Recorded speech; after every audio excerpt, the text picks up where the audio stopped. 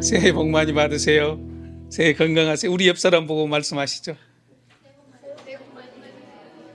새해 장가 가세요. 새해 애인 생기세요. 새해 직장에서 더 좋은 일 있기를 바랍니다. 제가 이 양쪽 주머니가 지금 빵빵해 있어요. 그냥 새해인데 그냥 지나갈 수가 없어서 선물을 준비했습니다.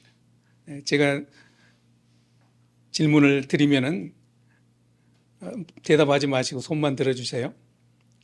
뭐 오늘이 내 생일입니다. 뭐 김동민 형제님 그런 대답 말고 제가 원하는 대답을 해야 돼요. 자, 두 사람만 드리겠습니다. 오늘 2024년 1월 첫 주가 어떤 의미가 있는 주일까요?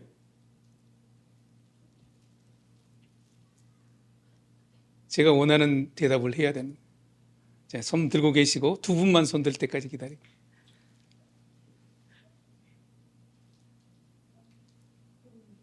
자, 김 사모님하고 형주 들었습니다. 자, 똑같이 대답합니다. 시작.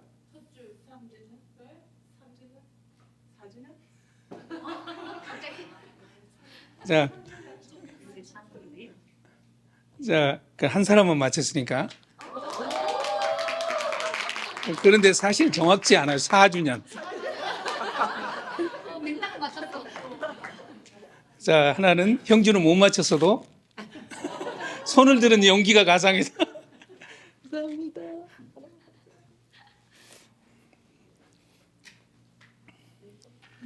네, 그렇습니다. 오늘이 우리 교회가 설립된 지 4주년 되는 날입니다. 하나님께서 오늘 이 4주년 첫 주일에 우리에게 주시는 말씀, 요한복음 20장 31절 말씀 두 번 우리 합독하도록 하겠습니다. 시작. 오직 이것을 기록함은 너희로 예수께서 하나님의 아들 그리스도이심을 믿게 하려 함이요 또 너희로 믿고 그 이름을 힘입어 생명을 얻게 하려 함이니라. 오직 이것을 기록함은 너희로 예수께서 하나님의 아들 그리스도이심을 믿게 하려 함이요 또 너희로 믿고 그 이름을 힘입어 생명을 얻게 하려 함이니라. 아멘. 시간이 많이 지나서 오늘 설교를 길게 하면은 다음부터는 설교하지 말아야 할 것 같아서 어떻게 고민이 참 많습니다.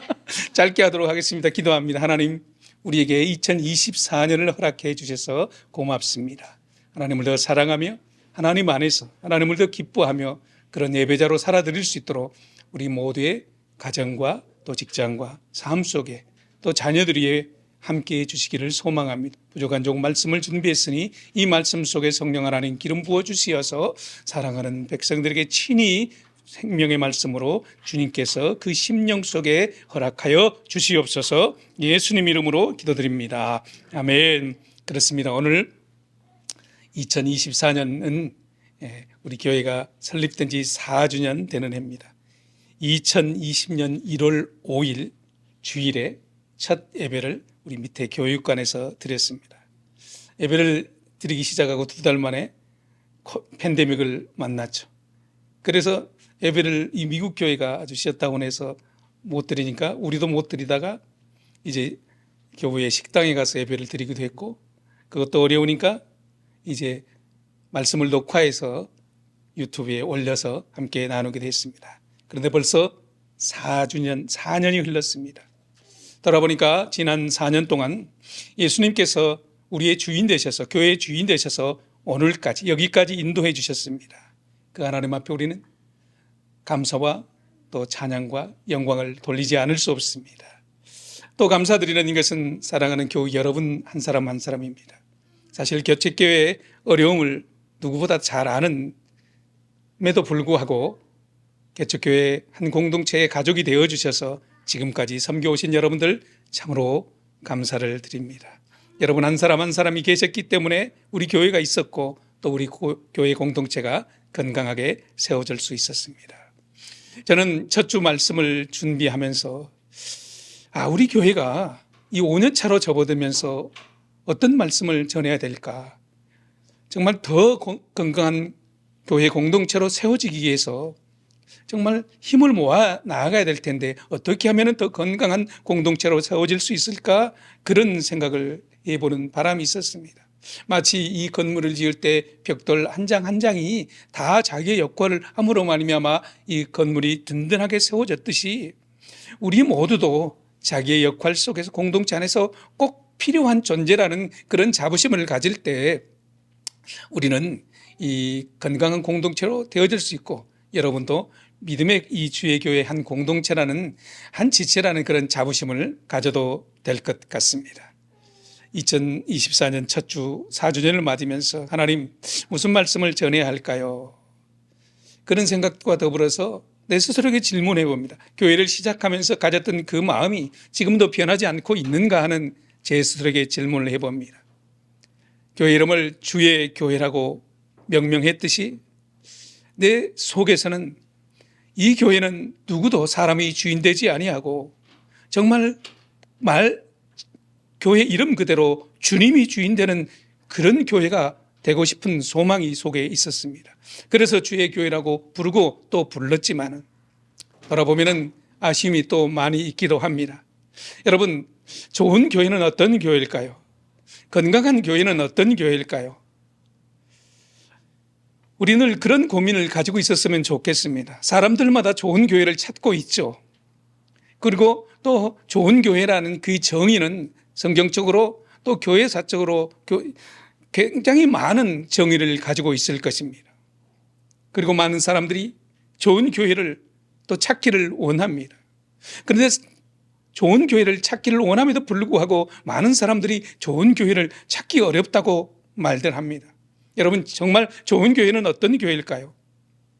내게 좋으면 내 필요를 충족시켜주면 그 좋은 교회일까요? 사실 저도 신앙생활 하면서 좋은 교회에 대한 그런 고민이 참 많았습니다. 그리고 좋은 교회를 찾고 싶었고요. 그런데 결국은 좋은 교회는 찾지를 못했습니다. 그런데 나이가 더 먹고 신앙생활을 연조가 더 깊어지니까 나중에 좋은 교회는 정말로 있었구나. 그것도 아주 가까이 있었구나. 그런 것을 깨닫게 되었습니다.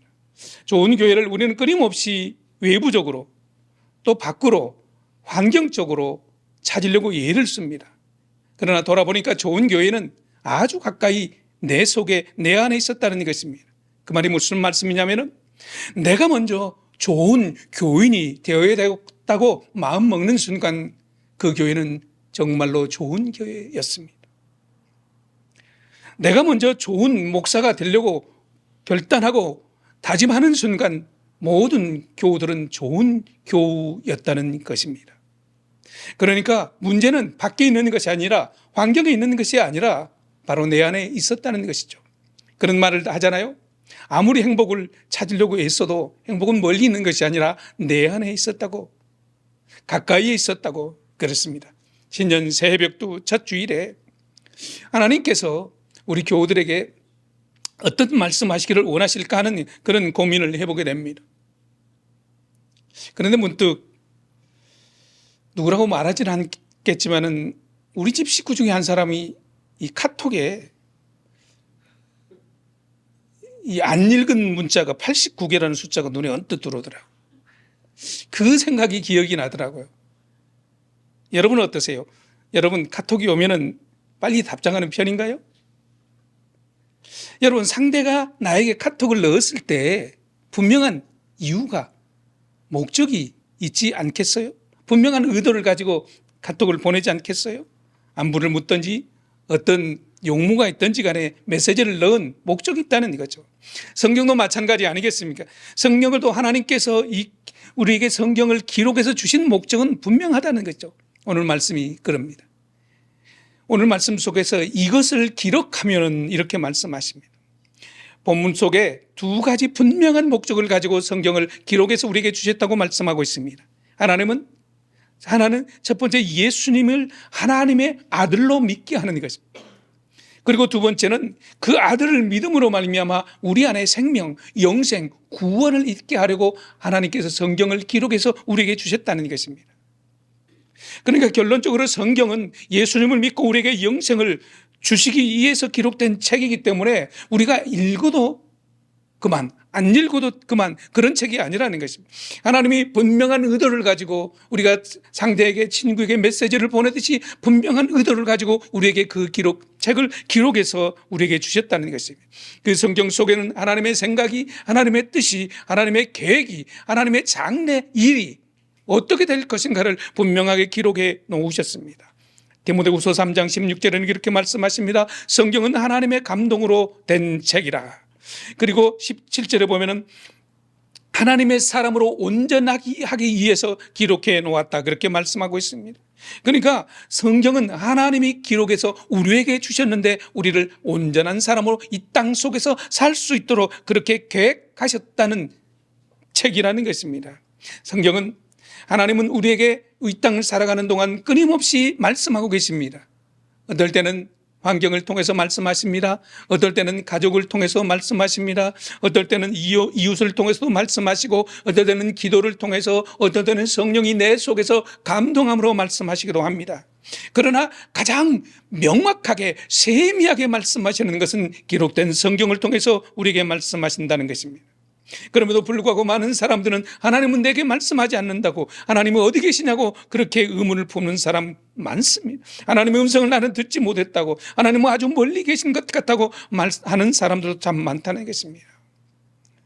성경은 우리에게 영생을 얻게 하기 위해서 요한복음 3장 5장 39절에서는 성경이 이렇게 말씀하고 있습니다. 너희가 성경에서 영생을 얻는 줄 알고 성경을 상고하거니와 이 성경이 곧 내게 대하여 증거하는 것이라, 이렇게 얘기하고 있습니다. 요한복음 5장 39절에서 그렇습니다. 성경은 내게 대해서 말씀하고 있다, 이렇게 말씀하고 있습니다. 그렇기 때문에 성경 디모데후서 3장 15절은 이렇게 말씀하고 있습니다. 또 어려서부터 성경을 알았나니 성경은 능히 너로 하여금 그리스도 예수 안에 있는 믿음으로 말미암아 구원에 이르는 지혜가 있게 하느니라, 이 말씀하고 있습니다. 성경 속에서 구원을 얻는 지혜를 하나님께서는 기록해 놓으셨다는 것입니다. 여러분, 이렇기 때문에 성경은 우리 속에 하나님의 가장 깊고 비밀한 것들, 영적 비밀한 것들, 귀한 것들을, 보화를 이 성경 속에 담아 주셔서 우리에게 읽어라, 그리고 그렇게 말씀하셨다는 것입니다. 이 성경 속에서는 하나님의 아들 예수가 사람의 몸을 입고 온 비밀의 책입니다. 성경 하나는 하나님만이 알 수 있는 것들을 우리에게 알려주시고자 기록해 놓으셨습니다. 그래서 성경을 읽어야 될 이유가 여기에 있습니다. 성경을 읽을 때만이 하나님을 만날 수 있고, 하나님의 의도를 알 수 있고, 하나님의 생각을 우리가 읽어서 하나님과 대화하고 하나님의 뜻대로 살 수 있다는 것입니다. 2024년 우리 모두는 정말로 성경을 가까이 하는 한 해가 되었으면 좋겠습니다. 그래서 성경을 가까이 함으로 말미암아 하나님과 더 친밀하고 행복한 한 해가 되기를 주의 이름으로 축복합니다. 그래서 일부러 성경 읽기표를 만들어서 뒤에 비치해 놓지 않았습니까? 여러분, 성경을 읽기표를 여러분의 책상 가장 가까운 데 놓고 딱 접어서, 저는 너무 커서 딱 가위로 사방을 오려서 딱 접으니까 성경책 안에 딱 들어가요. 그러면서 읽으면서 체크하는 재미가 얼마나 쏠쏠한지 몰라요. 다 빨간색으로 체크하고, 이렇게 체크하다 한 번 더 읽으면 동그라미로 체크하다, 한 번 더 읽으면 세모로 체크하다. 얼마나 재밌는지 모르겠습니다. 여러분, 하나님의 말씀인 성경을 나를 인도하고 나를 지배하고 나를 이끌어 가신다는 사실을 여러분 믿으시기를 바랍니다. 그 성경이 나를 지배한다는 것입니다. 여러분, 성경 읽기는, 하나님의 말씀을 가까이 하는 것은 좋은 교인이 되는 첫 번째 조건입니다. 내가 좋은 교인이 될 때 우리 교회가 좋은 교회가 될 수 있다는 것입니다. 시편 119편 105절에는 이렇게 말씀하십니다. 주의 말씀은 내 발의 등이요 내 길에 빛이 된다는 것입니다. 말씀이 내 앞 가까이 인도할 뿐만 아니라 멀리도 볼 수 있도록 그렇게 인도해 주신다는 것입니다. 여러분, 2024년 우리는 어디로 갈지, 무엇을 해야 할지, 어떤 일이 일어날지 모릅니다. 그러나 하나님의 말씀을 따라가다 보면 하나님께서 우리를 보호하실 것이고, 하나님 우리를 인도하실 것이고, 하나님 우리를 복 주실 것이고, 하나님께서 우리에게 새로운 일을 줄 것이고, 하나님께서 좋은 일도 주실 줄로 믿습니다. 그 하나님의 말씀을 잘 따라갑니다. 그래서 성경을 통해서 말씀하시는 그 하나님을 꼭 기억할 수 있기를 바랍니다. 우리가 사람 간에 대화해도 대화하면 자기의 생각과 뜻을 이렇게 서로 주고받잖아요. 그것을 우리는 인격적인 관계라고 그러잖아요. 성경도 하나님과 우리의 관계 속에서 그렇게 인격적인 관계를 만들어 나가는 책입니다. 하나님이 성경으로 말씀하시면 나는 대답하고, 하나님이 성경으로 말씀하시면 나는 행동하고, 이것이 하나님과 내가 인격적으로 교제하는 방법 아니겠습니까?